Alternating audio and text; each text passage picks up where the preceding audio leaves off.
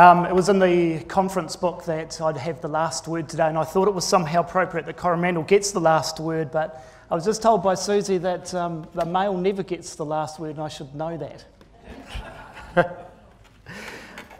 Wherever I go, there's a lot of curiosity about Coromandel, and there's always a variant on this type of a question, which is, what the hell is going on up there in Coromandel? And there's two sort of answers that I scroll between in answering that. One answer is everything. Oops, excuse me, that wasn't part of it. The first answer was everything and all at the same time. And the second answer is I have no idea and most of it's secret.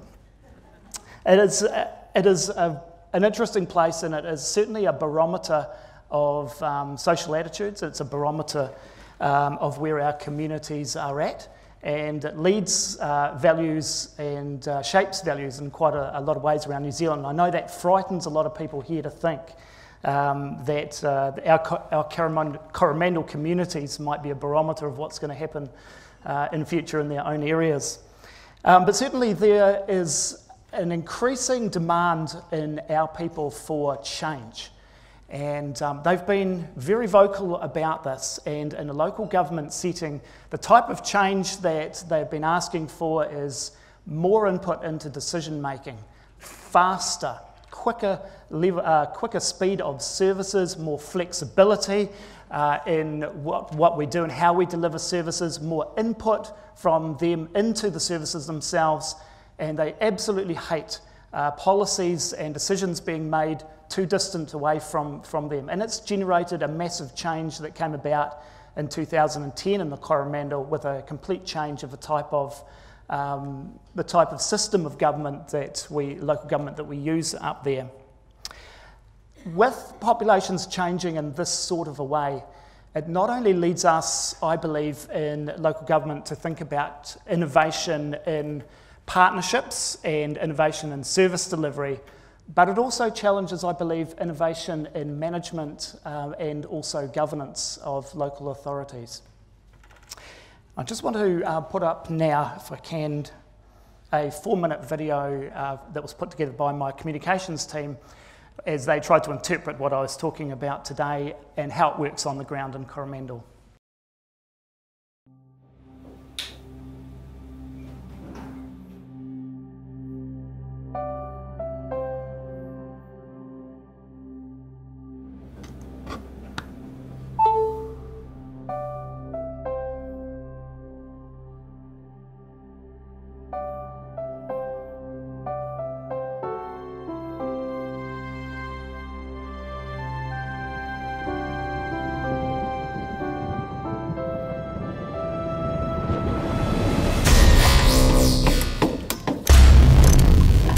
This project came about as a result of community interaction with the community board. It's a great example of empowering the community. We were dismantling the playground, taking all the reusable components. We got involved with the community and specifically with Room 2 at Thames South School. My name's Greg Pilcher. I'm a resident here, a ratepayer and a local teacher. We put a submission together with council's support, worked with council. The Thames Community Board were very supportive. They were able to fund the kids' idea and help steer them with the different things that they needed to work with, and it's been really, really powerful for the kids to know that they can make a difference in their community and they know they can get a result. They're very, very proud that they've been able to leave a legacy in their community at the ages of 8 to 10 years old.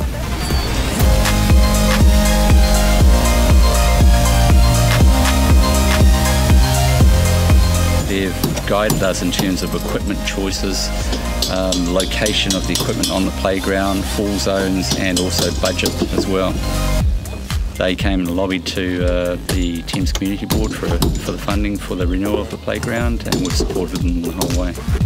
Council has been really supportive, our Parks and Reserves manager, right through to the District Council, but also at a community board level. They want to get them involved, and that's building a really positive relationship in our community. This project that we've been working on is now spinning out into other walkways in the community that other classes in our school want to develop as well, and the kids want to have a greater stake in their community. the council, and this is where I thank Glenn Leach for his support, for his forethought, I suppose, in a lot of ways, because I think the fact that he devolved responsibility away from total councils back to the community boards, because it then went back to the community board, who were local people understanding local issues. If we can get the enthusiasm of what was created here and get the locals adding the horsepower and the labour and the enthusiasm and taking ownership of it, you can do magical things. If you take the decision making away from the community, you lose the volunteers.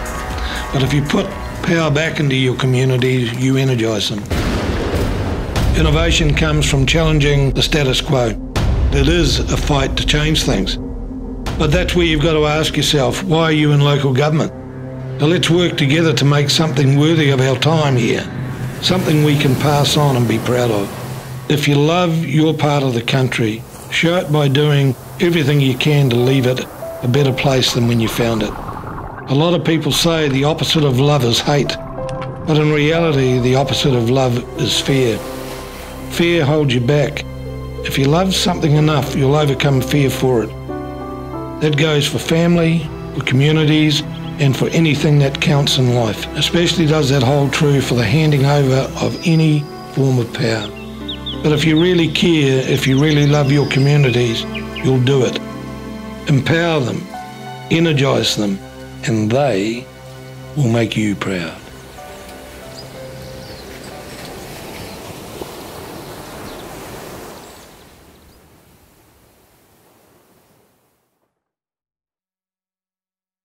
Thank you. Yeah, Glenn is, I have to say, it is excellent working with Glenn in a local context on Coromandel. He is an exceptional leader, and he does it really well, and he can be inspiring.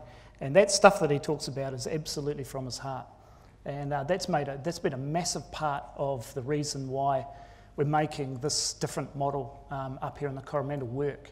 It's because pretty much the passion that's just pouring out of him and the unity right through our elected members, including, I recognise Diane over there from Coromandel, is unified, and it is lasting through the political cycles. Massive change that we're making in a place like Coromandel has got to be able to last through political cycles, because it is such a big change. And so I just want to recognise that that's a big factor inside of making any substantial size of change inside of a council. It has to be backed by the community. I've got some more information about that, but it has to be thoroughly backed by the elected members and by the council to bring that change about. This isn't a debate essentially about the power of community boards, and I don't really want to get into that. It's also not a debate about how you make good partnership models in your community, although it does include that. For me, it's about changing so that we can harness the potential and the innovation in the communities to drive growth and to make decisions that affect people's lives. It's seeking to unleash people to come up with solutions that we can't anticipate and we don't want to control. I just want to go through what we've done in practice. In 2012, the council put through 25 resolutions, formal resolutions, which put our model in place. And what the model did was that it first of all divided up what we consider district-wide services from local services. And so a group of around about 13 local services, which included everything from public halls, swimming pools, airports, to harbours, to parks and reserves, local economic development, social development, went back under community boards. Under community boards, including with their budgets and the delegations around those services, and also the ability for our boards to set their own revenue and financing methods to pay locally for those services. Now, you'll recognise in some services there's an overlap, such as in parks where you have a district-wide contract.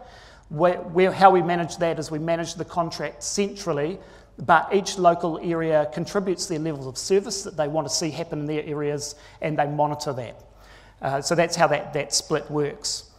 So the innovative things that we've done in here is actually return the ability to local areas to actually set the type of revenue and they can't set the rate legally, but to set the method that they want to raise rates or fees or other methods for those services. And we've extended the role of the community boards to take them genuinely into an integrated approach of leadership in the district. In other words, the board members themselves meet with the council in every council meeting. They're around the same table. They also come to each one of the workshops, and so they are part of an integrated picture of how we're going to lead the district forward. And together, boards and council, they work out what the financial parameters are going to be and what the strategy is going to be and how we're going to deliver that. So as you can see, it's probably quite a substantial change. To administer that, what the council has done is boosted up its area offices. And so the managers that I recruited for each of our area offices which administer the boards raised up to Tier 2 level, which is directly underneath myself. That means that they have all of the delegations and the abilities to make the decisions in their own areas around those types of services and decisions, without needing to go back to the council and somehow go through some policy kind of filters that is slow and bureaucratic and unnecessary, and is all more about control than it is about functionality on the ground. So we've changed that quite considerably. The mandate I've given to these guys out in their own areas is they are responsible for their areas to grow, and they have my blessing to move with in whatever they need to do to see those areas grow. They keep me well informed, and together we work on strategy, but they are empowered to make areas grow, because our belief is that if we are not growing, we're going backwards, because there's no such thing as staying still out there in local government right now. If you are not going forward, you are going backwards. There is no stay still position out there. So we've empowered both areas, communities, and also our staff to move forward and make the change that they need to in their own areas. And it's flicking through to slides, isn't it? I just wanted to highlight this particular slide. This is quite funny. This is a new group that we didn't know existed before. Mercury Bay Community Board was just meeting not so long ago, had made some decisions to put in place a pontoon into their harbour to increase the number of boats that they can launch out of Mercury Bay there. Great decision. And then we got a new group who came up called the Think Feel Tank Team of the people of Whitianga, New Zealand, who we didn't know exist, and they presented to us a 22-page document full of statistical analysis and computer modelling to analyse the decision of the community board to agree to a pontoon going forward, including what's written on there, the Kolmogorov-Smirnov test, and many other types of tests. And they concluded that the community board decision was wrong, as you can appreciate. So there are many forms of democracy on the Coromandel. Not all of them we're aware of. The other reason for bringing this up is just an example of how this whole power that we've given to the boards can work a little bit in practice. The pontoons put in place, it's a board decision over capital, and they manage capital out in those areas themselves. And the method for funding the capital is boat ramp charging. So they put in a method where they will bring in the revenue for the boat ramp charging, which pays off the capital for the pontoon and also for other harbour development. The Mercury Bay Community Boards also moved to other issues as well. One of them is the issue that in the most beautiful parts of New Zealand, including the Coromandel, we don't have any way of capturing any revenue genuinely off our visitors to help pay for the infrastructure out in those types of areas. So it made news a while ago because it wasn't particularly popular, but the board put in place car park charging over Hot Water Beach, which was featured up on that video just a few minutes ago.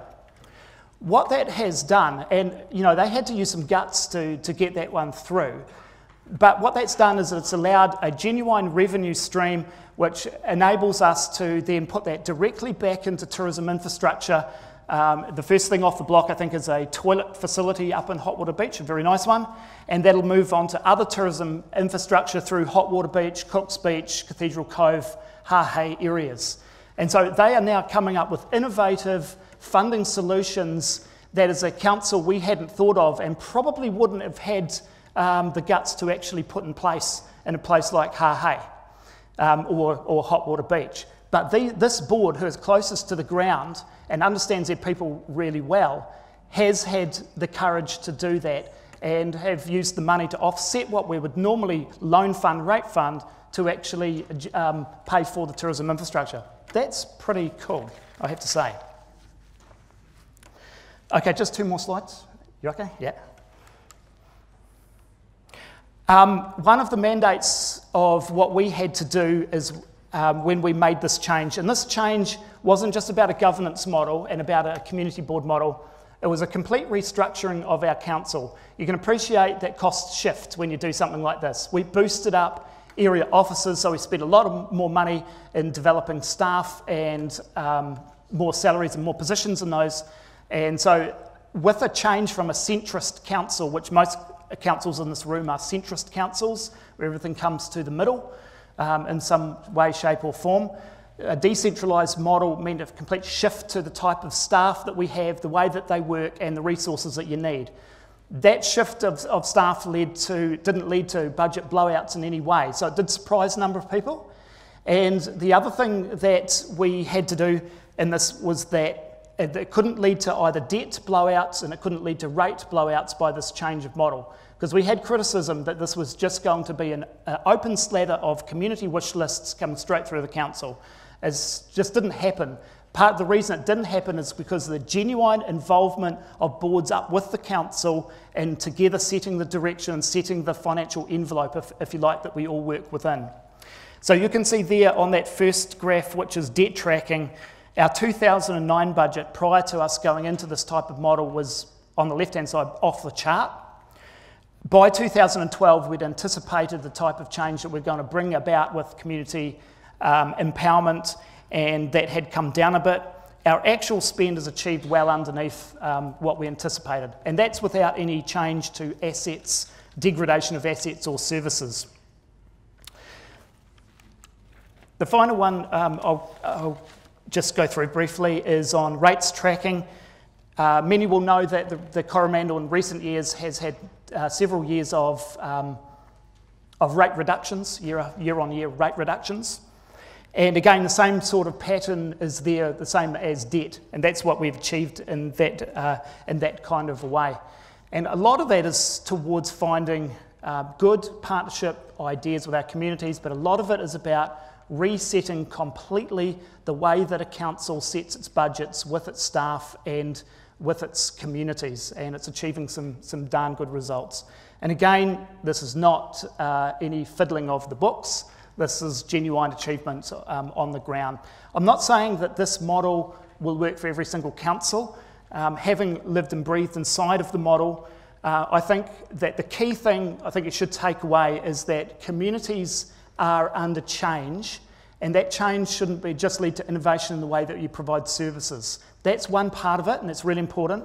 But I think that the change in our communities leads us to think, okay, what do we need to do differently in the way that we use governance and management in local government. And so that's the thing. It might not be this model for you, it might be something different, but to wrestle with the changes that are happening in society and see what that means for you as governance and how you can unlock your communities to deliver better on the ground. This is how we've done it, and we've actually come out the other end. We're still working through a transition, but it's working. What is it for your areas? Thank you.